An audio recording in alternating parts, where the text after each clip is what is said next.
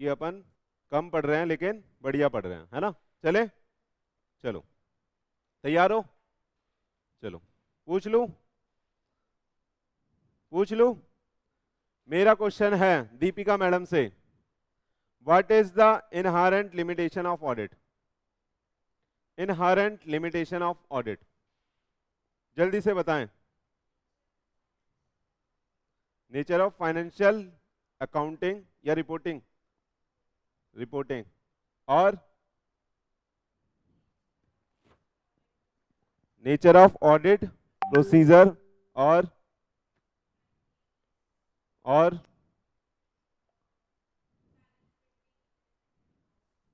बढ़िया बता दिया। चलो, ऑडिट प्रोसीजर में क्या लिखना था।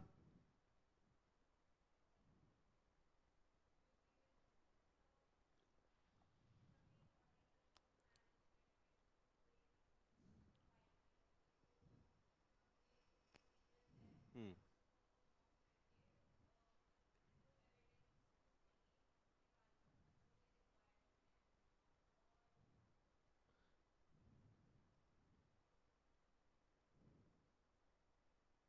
और खोल लेता हूं मैं यहाँ पे याद दिलाने के लिए आपको।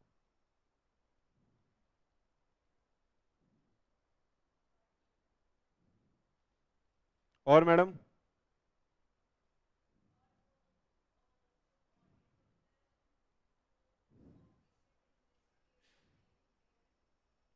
ऑडिट इन्वेस्टिगेशन नहीं होती, तो इसलिए हम डिटेल में जाके इन्वेस्टिगेट भी नहीं कर सकते।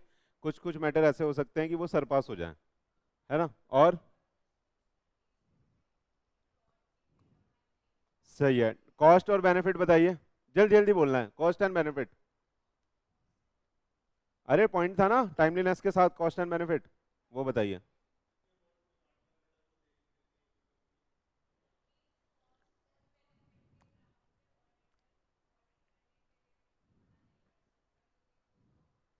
वो तो नोट में लिखा हुआ था, ये लिमिटेशन कैसे है ये बताइए पहले।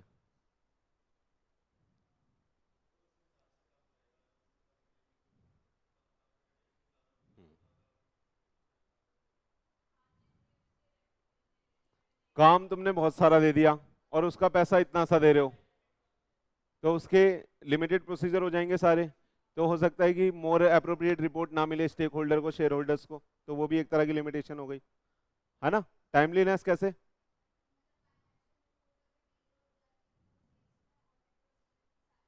डिले हो जाते हैं। अभी आपने देखा बाईजू का सर ने कुछ तो भेजा था ग्रुप में, पीडब्ल्यूसी ने, डिलॉइट ने, डिलॉइट ने क्या करा है, ऑडिट से रेजिग्नेशन कर दिया। काहे काहे करा, अभी तक पिछले साल की क्वेरी रिजॉल्व नहीं हुई है। उन्होंने जो एक्सप्लेनेशन मांगी थी वो एक्सप्लेनेशन नहीं मिली है, तो उन्होंने क्या कर दिया। अरे तो ये टाइमलीनेस बोल सकते हो, भैया तुम पिछला ही नहीं कर पाए, अभी अभी नया कहाँ से कर देंगे हम ऑडिट। पिछले के लिए बेस तो, नए के लिए पिछला ही तो बेस बनेगा, ओपनिंग बैलेंस तो वहीं से उठेंगे। आ रहा है या नहीं आ रहा, चले चलो।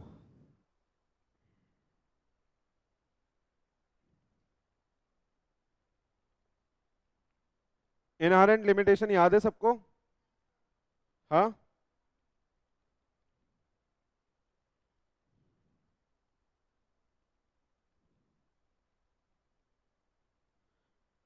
बेटा सार्थक बताएगा, एडवांटेजेस ऑफ ऑडिट।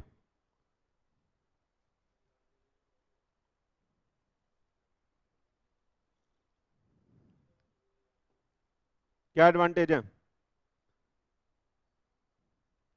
और जो बेटा वीडियो में देख रहा है ना उसको भी दिमाग में ये याद करना है जो मैं पूछ रहा हूँ,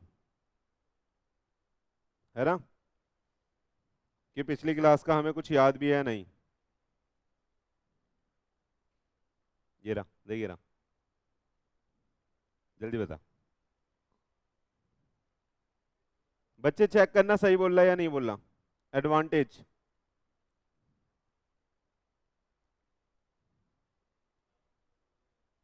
कोई और बताना चाहेगा। कशिश मैडम बताएंगी, आपने तो खेल लिया, बताइए। चेक करना है आप लोगों को, ठीक बता रही है नहीं बता रही। इन्वेस्टर के इंटरेस्ट को प्रोटेक्ट करते हैं और टैक्स की कंप्लायंस में काम आता है गवर्नमेंट के लिए।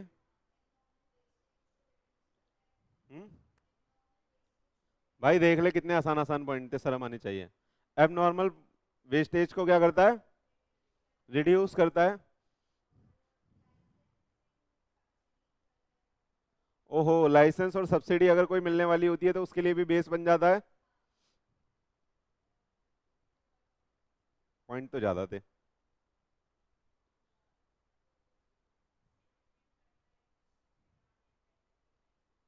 सेटलमेंट के लिए काम आता है और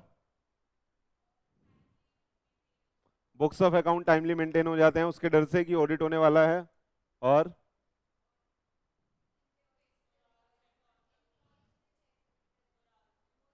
एम्प्लॉय का मॉरल चेक हो जाता है, चोरी वोरी तो नहीं कर रहे, गंदे तो नहीं है, है ना, कोई हरासमेंट तो नहीं चल रहा यहाँ पे। और ट्रेड डिस्प्यूट सेटल हो जाते हैं, है ना।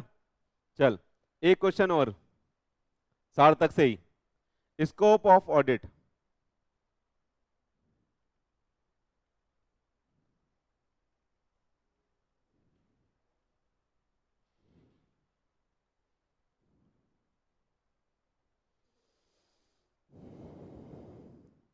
बोलो।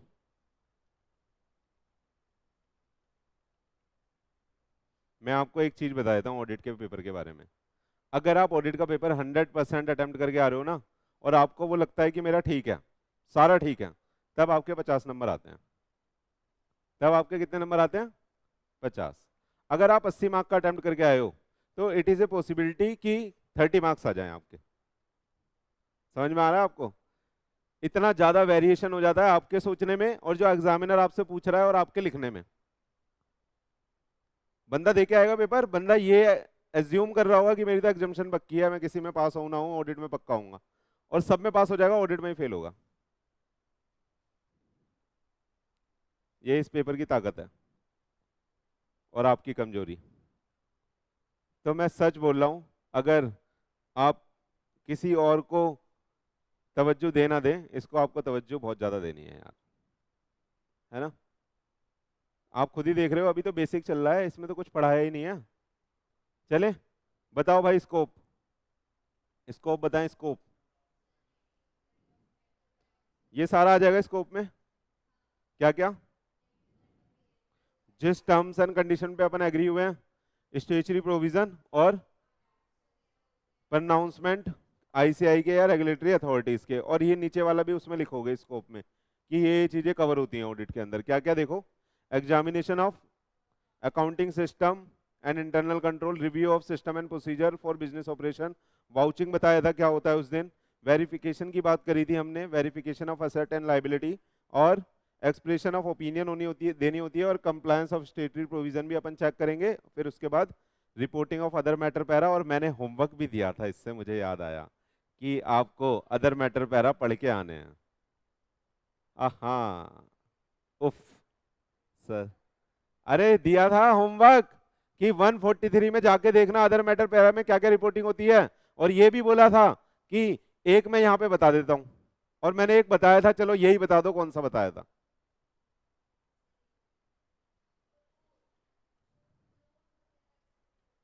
दीदी आप थोड़ा इधर आओ, और बैग उधर रख दो, हाँ, वेरी गुड, बस अब ठीक है। हाँ बोलो। सर होमवर्क क्या होता है ये तो हम कब का भूल गए, बताओ फिर। अदर मैटर पैरा, या फिर मैं लॉ का खोलता हूँ यहाँ पे, ऑडिट के पेपर में लॉ पढ़ते हैं। 143 में अदर मैटर में क्या क्या जाता है मेरे को बता दें, वहां पे लिस्ट है पूरी। ये तो मैंने बताया था।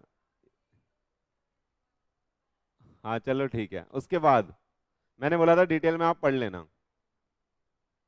आपको पता है कभी भी कोई टीचर या कोई गुरु होता है और जो उसका स्टूडेंट होता है, दोनों में से ज्यादा मेहनत किसको करनी होती है? आपको पता है ये बात? किसको? कह रही है टीचर। जो सीख रहा है मैडम उसको ज्यादा मेहनत करनी है। अर्जुन अर्जुन अर्जुन अपनी मेहनत से बनेगा, द्रोणा तो सबको सिखाएगा। आ रहा है समझ में? क्या ही करें। चलो सर, सर आप पूछो पूछो मत पढ़ाओ, वरना आप डिसअपॉइंट हो जाओगे। एडवांटेजेस बता दिया आपने, है ना?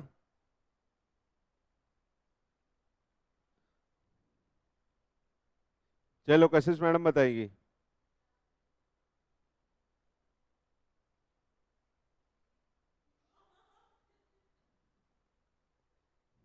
बताओ मैडम, यहां से ही देख लेता हूँ क्या पूछना है। ये पूछ लिया, एडवांटेजेस पूछ लिया, है ना? और ये तो मैंने बोला था घर के लिए पढ़ना है, तो इसमें ज्यादा इंपॉर्टेंट है नहीं, ठीक है। क्लासिफिकेशन ऑफ एसेस बताइए मैडम आप। 200, 300, 400, 500, थोड़ा जितना भी रफ रफ आइडिया, इससे पता तो चलेगा आपको एसेस का मतलब पता है।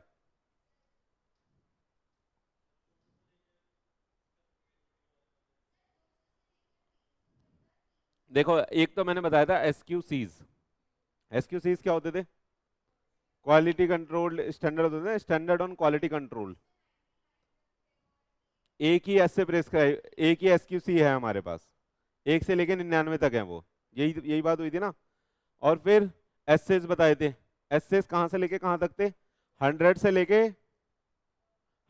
लेके 99 तक, लेकिन 100 से 999, 100 से लेके 999। और लेकिन मैंने बोला था 100 से 200 तक कोई नहीं है प्रेस्क्राइब, 200 से चालू होता है। याद है नहीं याद है? 200 से चालू होता है। 200 में सीरीज थी बेसिक्स की, जो ऑब्जेक्टिव बताती है ना? फिर 300 वाली किसकी सीरीज थी? रिस्क असेसमेंट की। हाँ रिस्क असेसमेंट की, अंडरस्टैंडिंग ऑफ एनवायरनमेंट और रिस्क असेसमेंट उसमें होता है ना? फिर 400 वाली थी सर्विस से रिलेटेड, एक ही एस है उसमें, एक या दो है शायद, 401 402। 500 वाली थी ऑडिट एविडेंस की। 600 वाली किसकी थी? अदर ऑडिटर की जब हेल्प लेते हैं, एक्सपर्ट की हेल्प ले सकता है, ब्रांच ऑडिटर की हेल्प ले सकता है, किसी दूसरे के वर्क पर रिलाई कर सकता है। 700 वाली थी रिपोर्टिंग की, और 800 वाली थी अदर मैटर, जो मैंने बोला था ये आपके लिए रेलिवेंट नहीं है, फाइनल में ज्यादा रेलिवेंट है 800 वाली सीरीज। ठीक है, याद है या नहीं याद है? और फिर मैंने वो भी बताया था आपको कि रिव्यू एंगेजमेंट के लिए भी स्टैंडर्ड्स होते हैं, जिसमें मैंने बोला था शायद 3 प्रेस्क्राइब है रिव्यू एंगेजमेंट के लिए। जहां मैंने बोला था कंपाइलेशन अगर आपसे कोई बनवा रहा है तो उसके ऊपर कोई अगर रिपोर्टिंग मांग रहा है तो आप दे सकते हो, या कोई फोरकास्टिंग करवा रहा है तो आप फोरकास्टिंग पे भी अपनी रिपोर्ट दे सकते हो।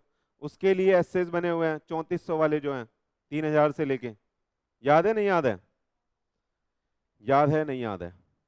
इसका बस आपको ओवरव्यू ही लेना है, मैं ये नहीं बोल रहा आप रट लो इसको, एसेस को। ये रे,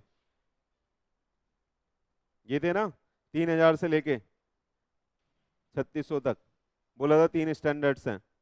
और ये किसके ऊपर होते हैं? Applied assurance engagement other than audit और रिव्यू को छोड़कर। जैसे कंपाइलेशन, अगर कोई आपसे कंपाइलेशन बनवा रहा है और बोल रहा है कि उस पर आप अपनी रिपोर्टिंग कर दो तो आप कर सकते हो। फोरकास्टिंग वगैरह आ जाती है इसमें, यहाँ मॉडरेट एश्योरेंस होती है, यहाँ पे भी मॉडरेट एश्योरेंस होती है, रिजनेबल एश्योरेंस होती है। याद है नहीं याद है? हाँ 2000 वाली सीरीज है देखो एक, जहाँ रिव्यू एंगेजमेंट कवर होते हैं। यहाँ आपको पढ़ने को मिलेगा स्टैंडर्ड ऑन, SRE बोलते हैं इसको, स्टैंडर्ड ऑन रिव्यू एंगेजमेंट। 2400 है यहाँ, 2410 है जो आप पढ़ोगे।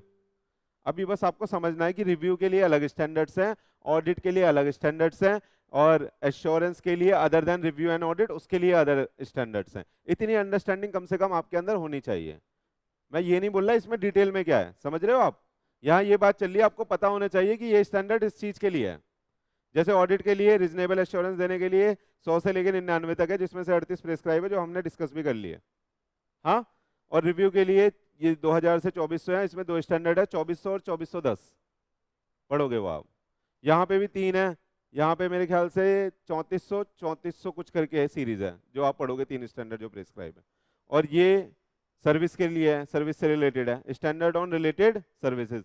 अगर आप कोई रिलेटेड सर्विस लेते हो, यानी आउटसोर्स से, जैसे आपकी कंपनी है और आपने बहुत सारी चीजें आउटसोर्स कर रखी है, बीपीओ वगैरह होती है ना, काम करती हैं आउटसोर्सिंग बेसिस पे, कि हमने अकाउंटिंग दे दी, पेरोल दे दिया। मेरी कंपनी थी, हमारे यहाँ 1000 एम्प्लॉय थे, मैंने किसी कंपनी को हायर कर लिया, आप हमारे पेरोल मैनेज करोगे, तो उस सर्विस की कैसे अकाउंटिंग होगी?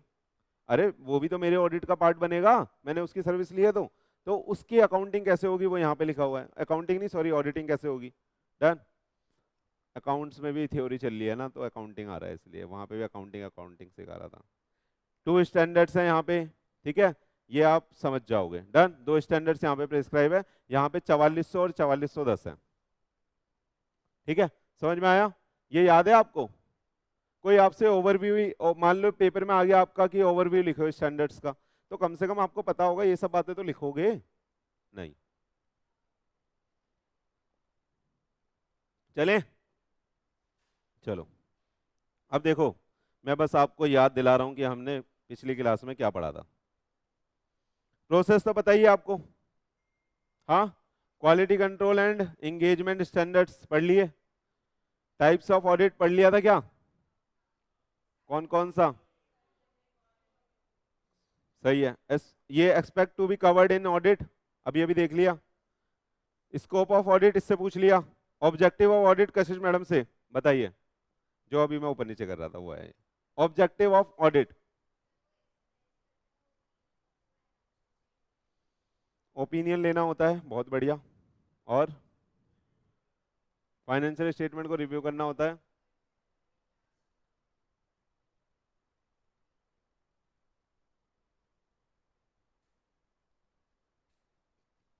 खोल लेता हूं आपके लिए, देखो खोला हुआ है मैंने।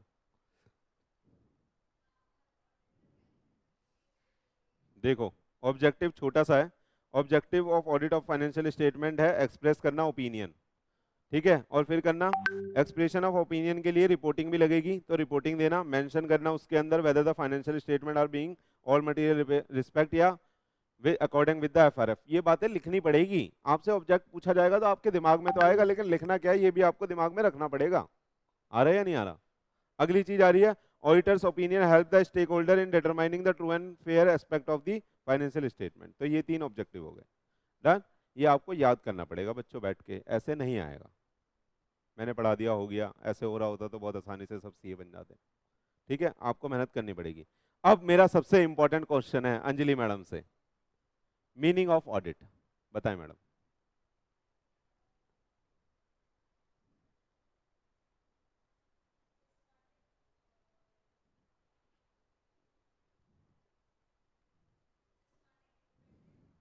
कटिंग अच्छी लग रही है मेरी?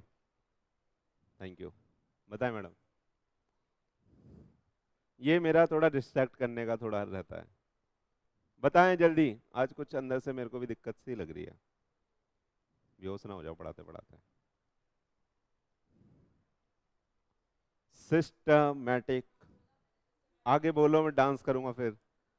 आपने एक मीट पटका रखा है मेरे को, सिस्टमैटिक पटका हूँ।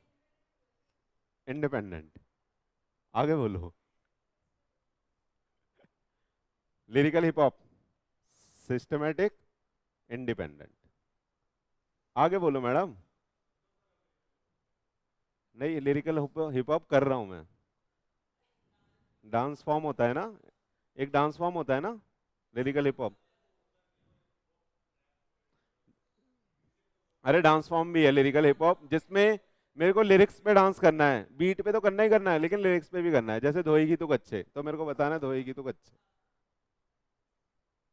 आ रहा नहीं आ रहा मैडम? लेकिन आपको ऑडिट नहीं आ रहा। जल्द देख रही है। दीपिका मैडम नहीं, रसिका मैडम बताइए। देखो, दोस्त जब फंसता है तो दोस्ती उसकी सहायता करता है। बताएं। और उसके नीचे 3 वर्ड और थे, और उसके नीचे कुछ तो कंक्लूजन था सर, पेपर में लिखे आना ऐसे ही। पेपर लिखने के बाद पूरा 3 वर्ड और थे, काइंडली कंसिडर। भाग यहाँ से। हाँ,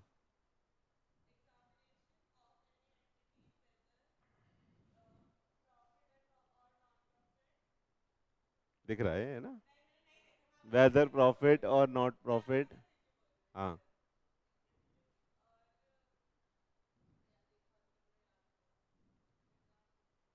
नीचे का ऊपर चला गया अब, नीचे का ऊपर चला गया। चलो दीपिका मैडम बताएं, छोड़ो फेल हो गए आप। हाँ बताएं।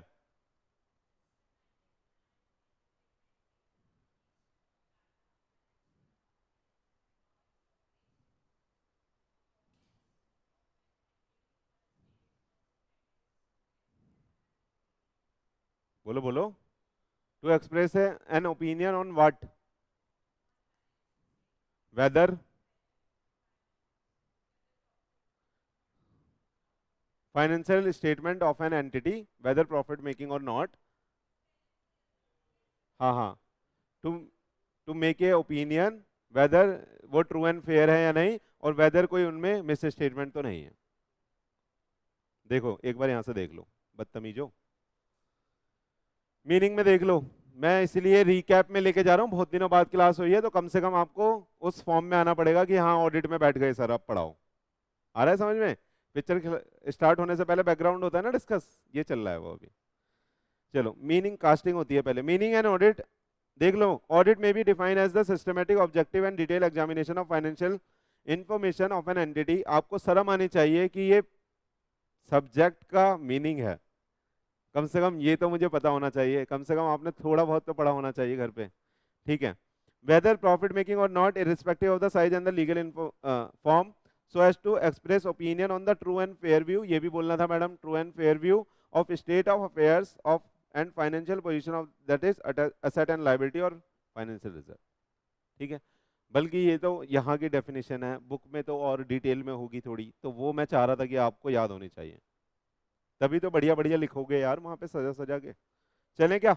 देखो अब ऑल मोर और लेस हमने सब कुछ देख लिया जो हमने प्रीवियस लेक्चर में पढ़ा था।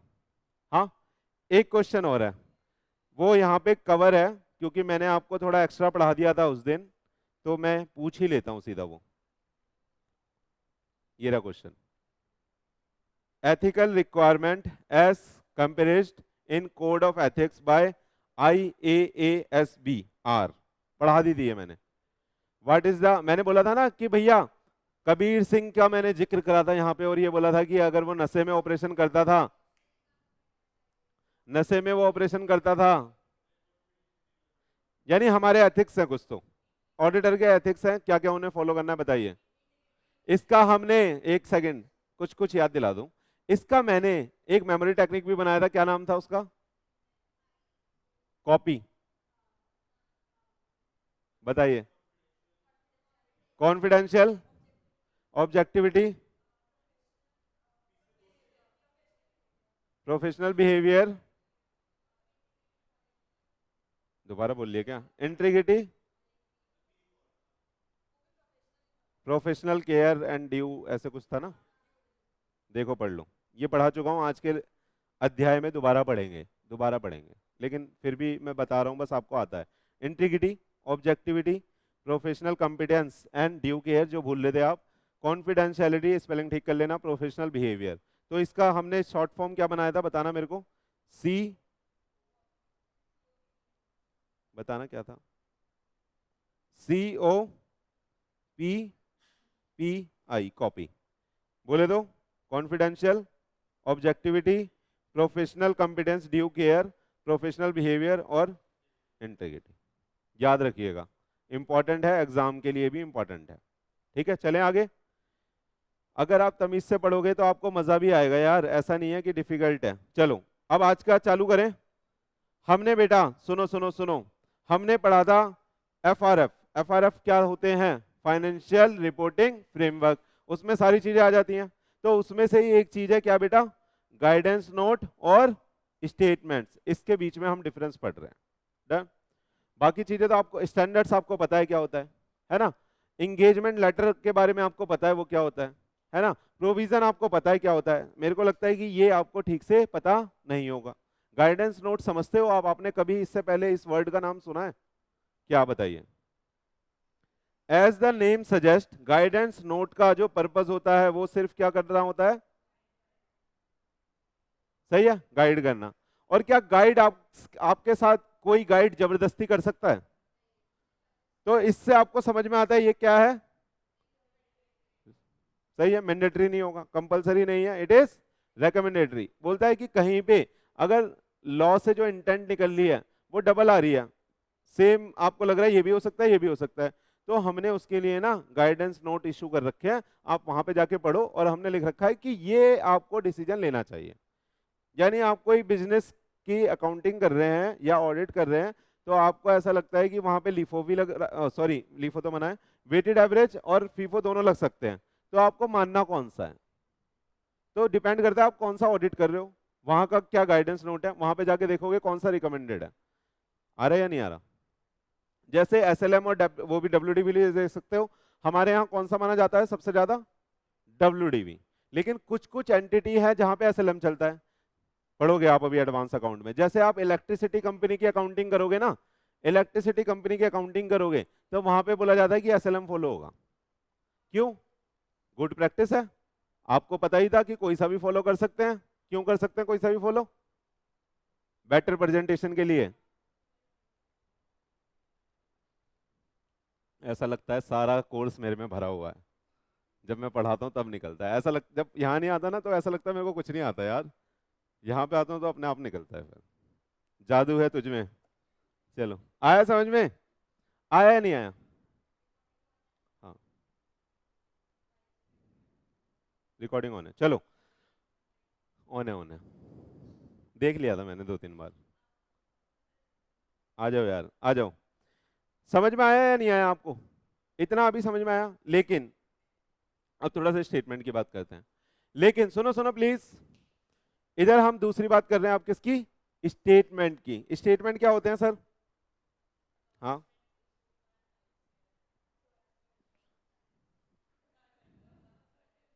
सुनो मैं बता देता हूँ क्या होते हैं, सुनो सुनो। जैसे ना हमारे यहाँ बेटा एक आपने कम जो कंपनी है ना, कंपनी कंपनी के केस में वो सेक्शन 143 पढ़ा था, सेक्शन 143 पढ़ा था।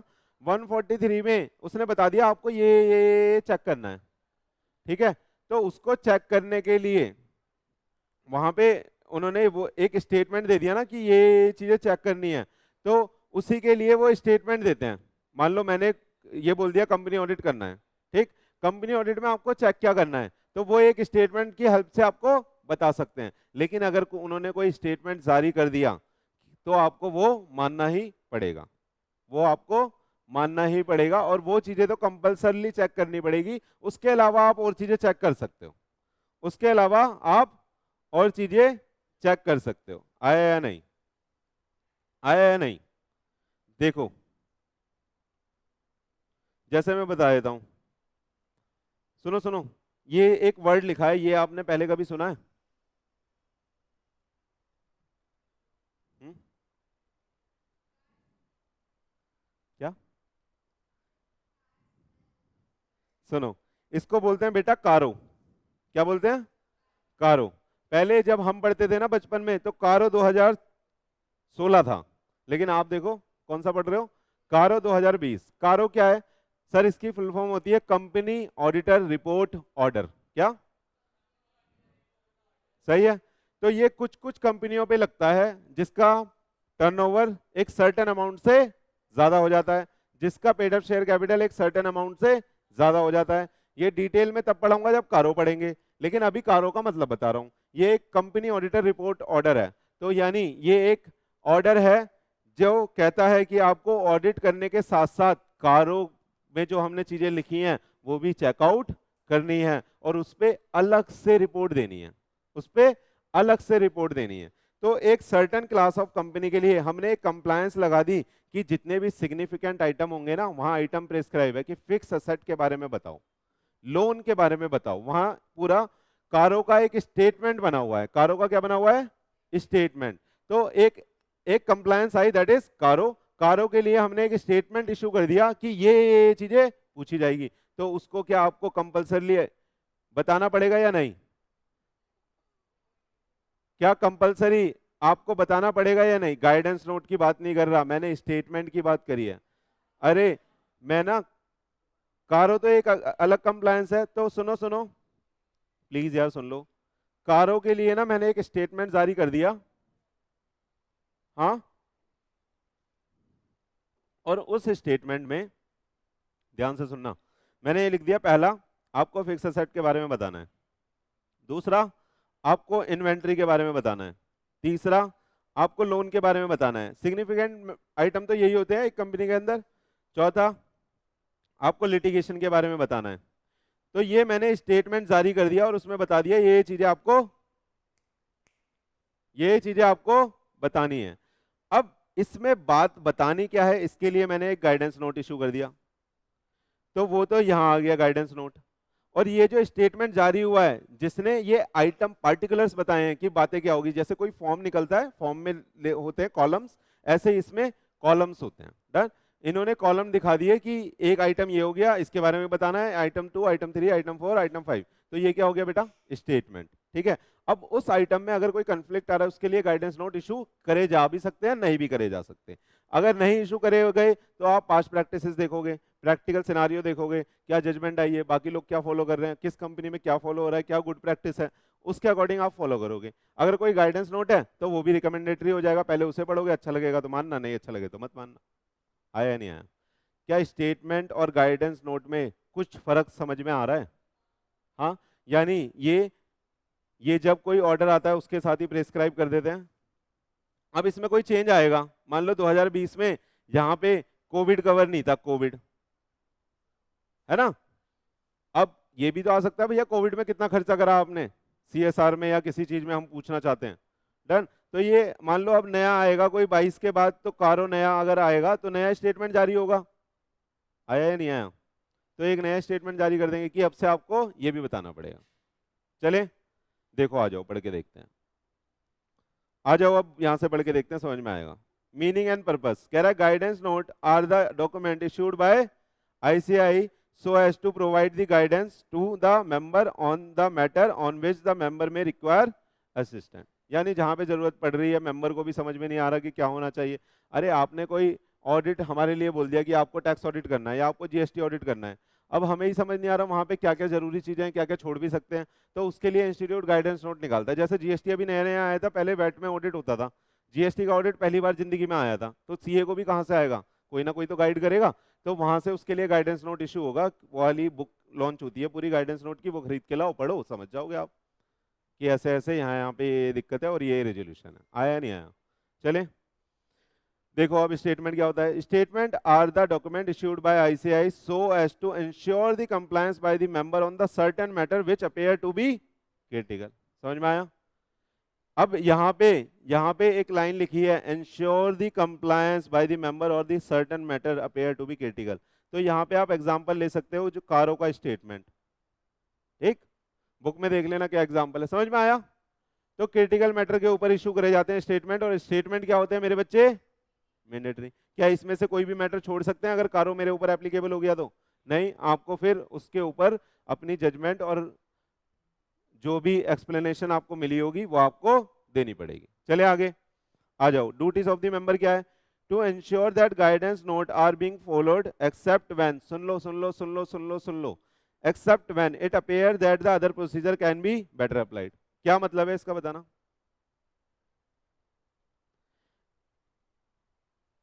एक्सेप्ट व्हेन के बाद जो लिखा हुआ है उसका क्या सिग्निफिकेंस निकल के आ रहा है? मेरे को तो समझ में आ गया, आप देखो आपको समझ में आ रहा है या नहीं आ रहा?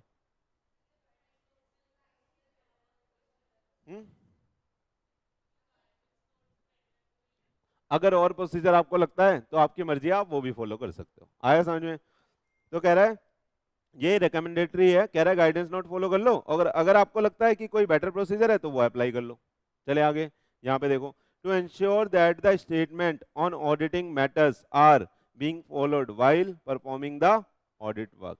अब देखो इसका एक एग्जांपल और उठा सकता हूं मैं। जैसे मैंने आपसे पूछा कि अदर मैटर में क्या क्या प्रेस्क्राइब है, आप नहीं बता पा रहे, सुन तो लो। हाँ हाँ, ऐसे ही ऐसे ही ऐसे ही, दीदी सही बोल रही है। तो वो अदर मैटर के लिए स्टेटमेंट निकला हुआ है, उस स्टेटमेंट को क्या कंप्लाई करना पड़ेगा? हाँ सर कंप्लाई करना पड़ेगा, क्योंकि वो निकाला इसलिए है क्योंकि सिग्निफिकेंट मैटर है वो वहां पे कवर हो जाए, तो वो आपको फॉलो करना ही पड़ेगा। तो आपको इंश्योर करी जाए कंप्लायंस, इसलिए ये निकाले जाते हैं। आया देखो, to ensure that the statement on auditing matters are being followed while performing the audit work. आया, चले आगे। अब देखो एग्जाम्पल में इन्होंने लिख दिया गाइडेंस नोट ऑन कारो। एग्जाम्पल में आप बहुत सारे गाइडेंस नोट लिख सकते हो, ये रहे गाइडेंस नोट। अब कंसोलिडेशन मान लो पहली बार आया हमारी जिंदगी में, तो समझ में आएगा, नहीं आएगा तो वो इंस्टीट्यूट बता देगा। Guidance note on audit of consolidated financial statement, guidance note on tax audit, ये पढ़ोगे आप। सेक्शन देखो कहाँ का है, जाना पहचाना लग रहा होगा। Under section 44 AB of income tax act 1961, जो आप बहुत बेहतरीन तरीके से पढ़ रहे हो। हाँ, 44 AB में क्या लिया, क्या लिखा है? हाँ, अगर टर्नओवर 1 करोड़ से ज्यादा है या प्रॉफिट आपका 6% या 8% से कम है तो ऑडिट कराना जरूरी है। लेकिन ऑडिट होगा कैसे? हाँ, वहां पे जैसे मैं आपको बता देता हूँ, देखो वहां पे ना एक कॉलम होता है, एक उसमें इसके क्लॉजेज होते हैं कि कौन से क्लॉज में क्या रिपोर्टिंग करनी है। तो वहां पे एक क्लॉज है जो बोलता है, क्लॉज का नंबर याद नहीं आ रहा, देख लेना, 20 करके कुछ होगा, 20 या 22 है ना, वो देख लेना। और इनकम टैक्स वाले में, या अभी मैं यहाँ पे भी टैक्स ऑडिट पढ़ाऊंगा तो पढ़ेंगे। डन। वहाँ वो बोलता है कि आपको ना लोन की रिपोर्टिंग रिपोर्टिंग करनी है, लोन टेकन और लोन रीपेड। ठीक है, ये आप वहाँ कॉलम बने हुए हैं ऐसे ऐसे, टेकन और रीपेड की आपको रिपोर्टिंग करनी है। डन।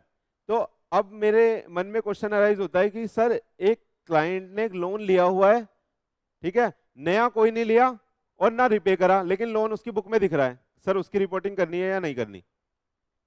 क्वेश्चन आएगा माइंड में। यहाँ पे क्या लिखा हुआ है, टेकन और रिपेड, और यहाँ पे एक कॉलम और होता है, maximum outstanding balance, maximum outstanding balance. हाँ, तो पढ़ के आपको कोई इंटरप्रिटेशन ये निकालेगा कि लिया है दिया है तब करना है, कोई बोलेगा अगर ओपनिंग में भी खड़ा है तब भी करना है, कोई बोलेगा क्लोजिंग में खड़ा है तब भी करना है। ठीक है, तो इसके लिए इंस्टीट्यूट को क्या लाने पड़ते हैं बेटा, गाइडेंस नोट, वो गाइड करेगा, वहां पे पढ़ो जाके इस क्लॉज के बारे में इंस्टीट्यूट ने क्या बात लिखी है, उस हिसाब से आपको रिपोर्टिंग करनी है। डन। लेकिन बेटर प्रेजेंटेशन के लिए मुझे लगता है इस लोन में कुछ घपला है, मैं इसे भी दिखा दूंगा, वहां लिखा है नहीं दिखाना, लेकिन मुझे लगता है बेटर प्रेजेंटेशन के लिए भाई दिखाना चाहिए, मैं दिखा दूंगा।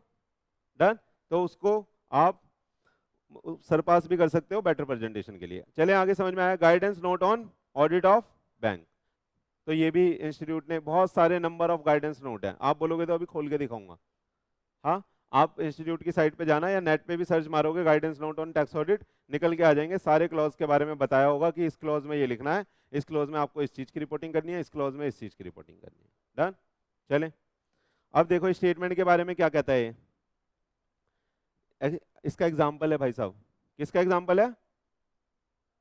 स्टेटमेंट का। आप मेरे को एक बात बताना, अगर मैं ना पढ़ाऊँ स्टेटमेंट और आपके पेपर में आ जाए कि गाइडेंस नोट और स्टेटमेंट में फ़र्क क्या है, तो थोड़ा थोड़ा गाइडेंस नोट तो चेप दोगे, लेकिन स्टेटमेंट आप बिल्कुल गलत लिख के आओगे। आप बताओ, आज से पहले आपको अगर स्टेटमेंट का मतलब आप क्या समझते थे आज से पहले? कोई भी स्टेटमेंट दी गई हो या कोई स्टेटमेंट बनी हो, ड्राफ्ट की गई हो, बस इतना ही तो समझते थे। लेकिन यहाँ पे स्टेटमेंट का मतलब देखो कितना अलग हो गया। आ रहा है समझ में? तो एक एक टॉपिक, एक एक पॉइंट अंदर से पढ़ना है डिटेल में आपको कि क्या कहना क्या चाहता है भाई तू। सही है, चलो। Statement of reporting under section, आप इसे छोड़ दो, ये पुराने एक्ट का लिखा हुआ है यहाँ पे।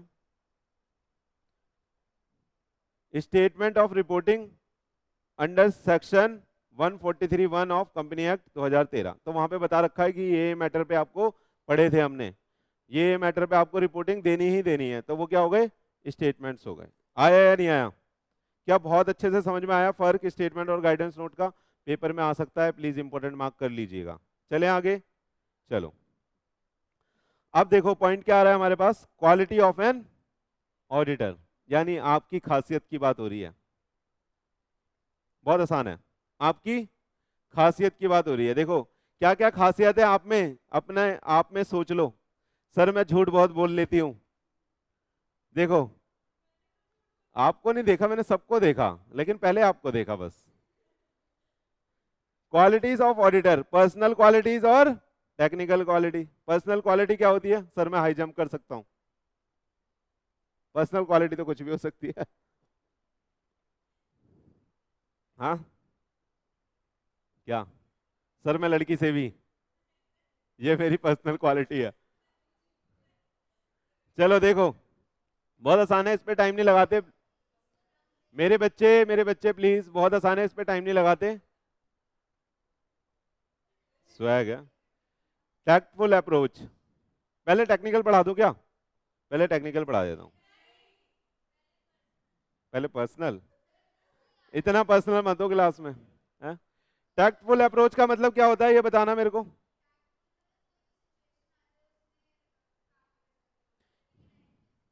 यानी डायनेमिक सिचुएशन में भी परफॉर्म कर सकते हैं। अगर कोई नेगेटिव चीजें हो रही हैं तो उसमें भी आप पॉजिटिवनेस ढूंढ के उन चीजों को पॉजिटिव करने की काबिलियत रखते हो, तो आप टैक्टफुल हो। आ रहा है समझ में? आगे, कॉशन और फर्मनेस, ये तो पता ही है, सावधानी से काम करते हैं, जहां पे रिस्क है वहां पे रुक जाएंगे और देखेंगे कि क्या क्या एसेस करेंगे और उसका रिजोल्यूशन यानी रिस्पॉन्स निकालेंगे। तो ये तो ये सब देखो, ये पर्सनल में क्या लिखी है आपको पता है? आप सीए करोगे ना, ये सब आपको आ जाएगा। सच बोल रहा हूं मैं, सीए का कोर्स आपको ये सारी क्वालिटी दे देगा। फाइनल पास करते करते आप सब में ये क्वालिटी होगी। टेक्निकल तो डिपेंड करता है कि आपने कौन से सब्जेक्ट को किस अहमियत दे के पढ़ा है। टेक्निकल तो उस पर डिपेंड करता है कि नहीं? लेकिन ये पर्सनल सारी आपके आपके अंदर आ जाएगी। देखो, कॉशन और फर्मनेस आ गया, गुड टेम्पर आ जाएगा, पेशेंस, वाह पेशेंस तो पूछो ही मत सर।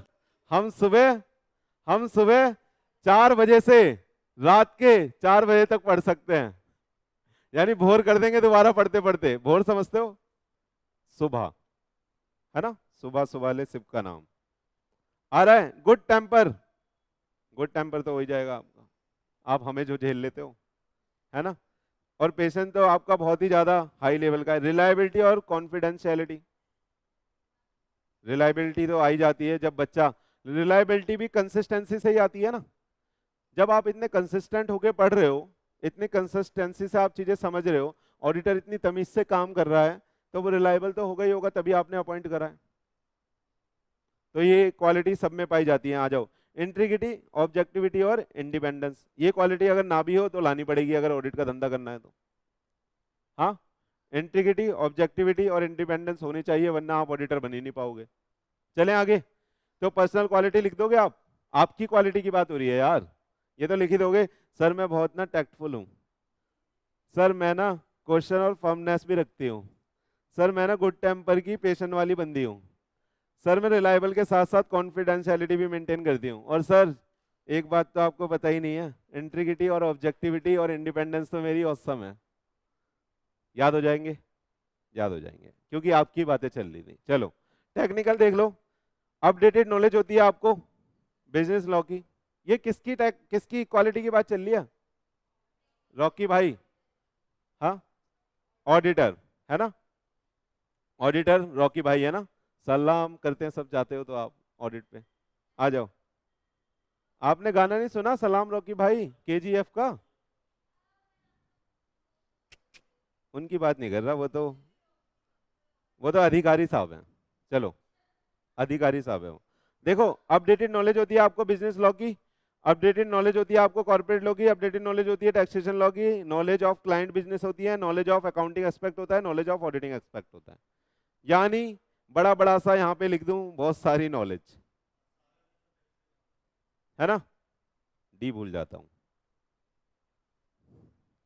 ये जानबूझ के करता हूँ मैं, आपको याद रहे, आप विकास सर के साथ बैठे हो। चलो आया, चलो, हाँ,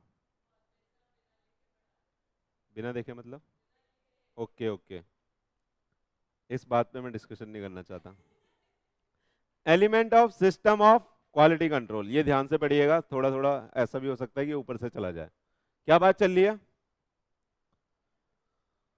element of system of quality control. अच्छा, आज की क्लास के बाद सुन लो प्लीज, आपका chapter number 1 finish.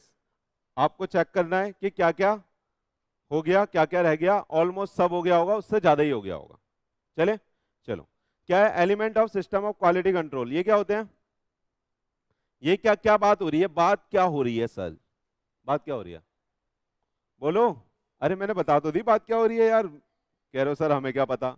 Element of system of quality control, यानी क्वालिटी कंट्रोल के सिस्टम के एलिमेंट्स, है ना। अरे बोलो, ई ऑफ क्वालिटी कंट्रोल, ये बात हो रही है ना। सुनो सुनो सुनो, आपको थ्योरी में तो मैंने ज्ञान बहुत ज्यादा दिया हुआ है, लॉ में बचपन से ही ज्ञान दे रहा हूं आपको, तो मैं दोबारा बता रहा हूं, ऑडिट में आपको सबसे ज्यादा फोकस इसी चीज पे करना है कि सर हम पढ़ क्या रहे हैं, अंदर का मसाला कौन से टॉपिक के अंदर है, समझ रहे हो।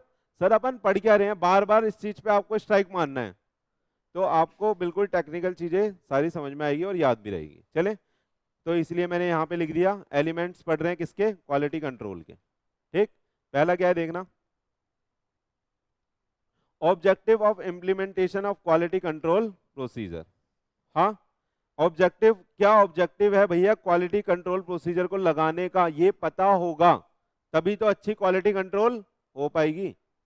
तो सबसे पहले आपको अगर कहीं पे क्वालिटी कंट्रोल लगाना है तो उसका आपको क्या समझना पड़ेगा, ऑब्जेक्टिव, कि सोना बचाना चाहते हो या तिजोरी, अरे आ रहा है समझ में, तो आपको ऑब्जेक्टिव समझना पड़ेगा।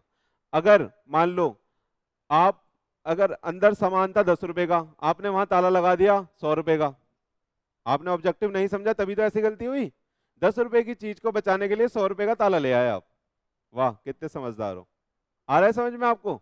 तो सबसे पहले आपको क्वालिटी कंट्रोल में समझना पड़ेगा क्या ऑब्जेक्टिव है उसको इंप्लीमेंट करने का, यानी किस चीज के लिए हम कंट्रोल लगा रहे हैं, आ रहा है या नहीं आ रहा। देखो अब ऑब्जेक्टिव क्या है, हमारा ऑब्जेक्टिव क्या है यहाँ पे, देखो, टू एंश्योर करना, to ensure the compliance of professional standard, legal and regulatory requirement, and to ensure that the report issued in circumstances are appropriate. तो हम बेटा किसके लिए लगा रहे हैं बताइए, अभी इसके बाद बस 10 मिनट, 5 आपके 5 मेरे, आ गया बस, चलो ये पढ़ा के, इजी है। सुनो सुनो सुनो, हमारा क्या ऑब्जेक्टिव है बताओ बेटा, क्वालिटी कंट्रोल प्रोसीजर लगाने का ऑब्जेक्टिव क्या है हमारा, एंश्योर करना कंप्लायंस प्रोफेशनल स्टैंडर्ड से, लीगल से और रेगुलेटरी रिक्वायरमेंट से, यानी सर सीधा सीधा एफआरएफ लिख दो ना यहाँ पे, एफआरएफ कंप्लाई हो रहे हैं। To ensure the report issued, अगर रिपोर्ट इश्यूड वेदर अप्रोप्रिएट और नॉट, ये एंश्योर करना है ना, दो चीजें एंश्योर करना है, क्या क्या, कंप्लायंस और रिपोर्ट, हो गया, आगे चलें।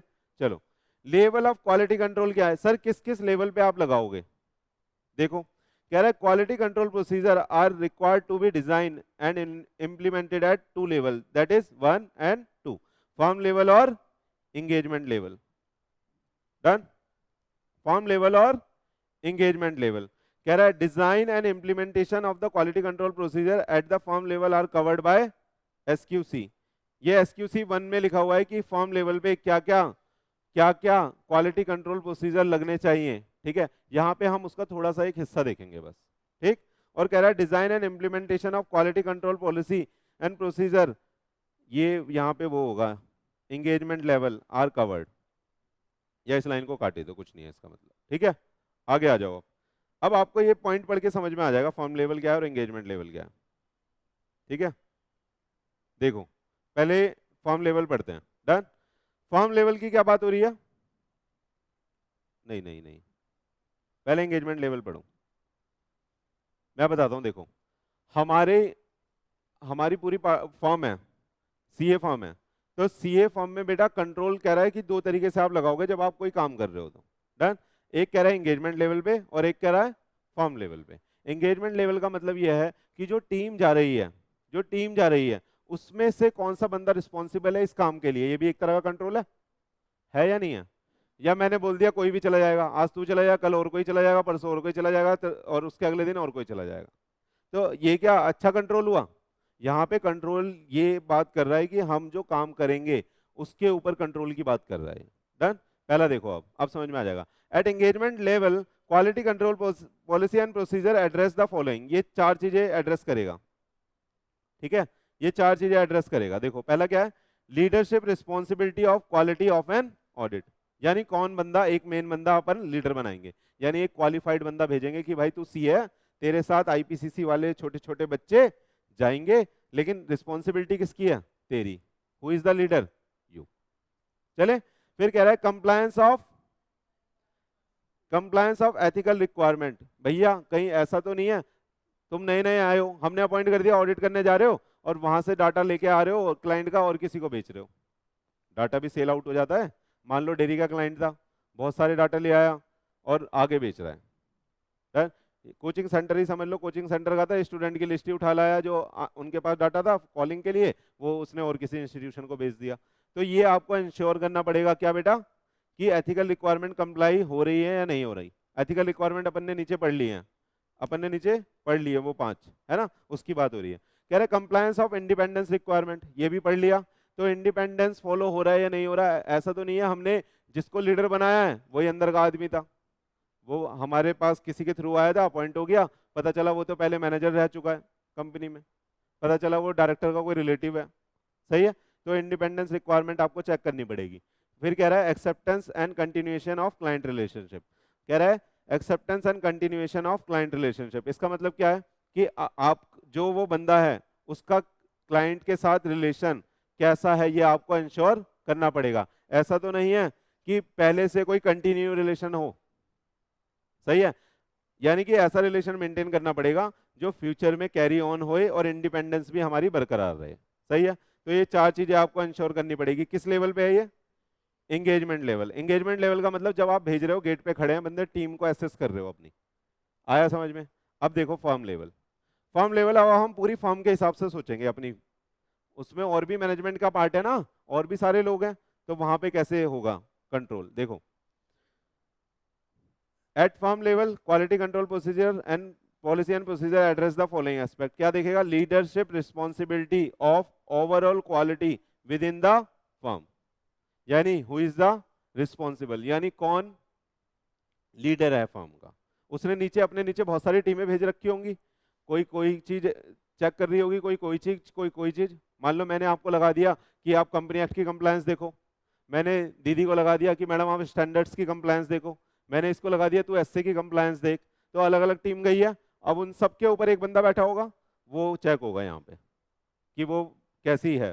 ठीक है, उसकी responsibility, leadership responsibility for overall quality within the firm, यानी फर्म के अंदर ओवरऑल क्वालिटी की रिस्पॉन्सिबिलिटी एक बंदे को असाइन करी जाएगी, आपको चेक करना पड़ेगा। दूसरा कह रहा है compliance with the ethical requirement, तो फर्म लेवल पे भी कंप्लायंस होना चाहिए एथिकल रिक्वायरमेंट। आपका कोई फर्म का दूसरा बंदा तो वहां से कनेक्टेड नहीं है, समझ में आ रहा है।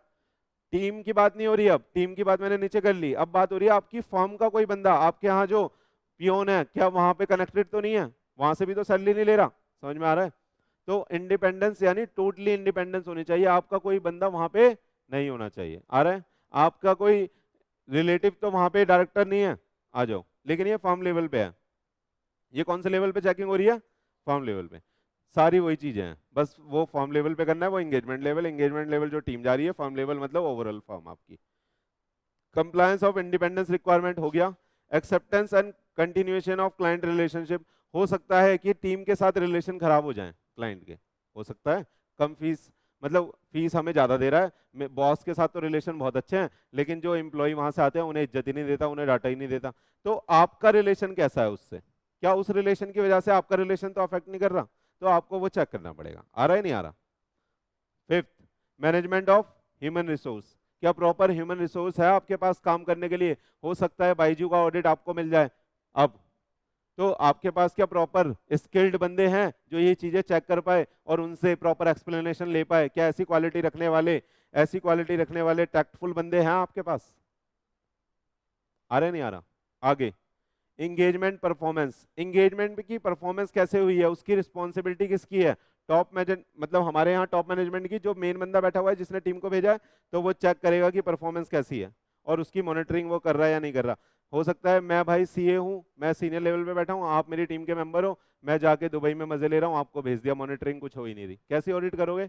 एकदम सर बढ़िया वाली करेंगे अपन, कोई मॉनिटरिंग नहीं होगी। अगर कोई सीनियर की मॉनिटरिंग नहीं होगी आप कैसी ऑडिट करोगे, भगवानी मालिक है, भगवानी मालिक है ना। देखो अब जल्दी जल्दी देख लो, खत्म हो गई। यहाँ पे 6 है, यहाँ पे 4 कौन सी एक्स्ट्रा आई देखना। देखो लीडरशिप ऊपर भी था नीचे भी था, कंप्लायंस ऑफ एथिकल रिक्वायरमेंट नीचे भी था ऊपर भी था, इंडिपेंडेंस नीचे भी था ऊपर भी था, और एक्सेप्टेंस और कंटिन्यूएशन नीचे भी था ऊपर था। ये 3 आपको यहाँ पे एक्स्ट्रा लिखनी है। Management of human resource, engagement, performance और मॉनिटरिंग। आया? चलो अभी के लिए एक छोटा सा ब्रेक ले लेते हैं 5 मिनट का, फिर नेक्स्ट स्लाइड स्टार्ट करेंगे। डन।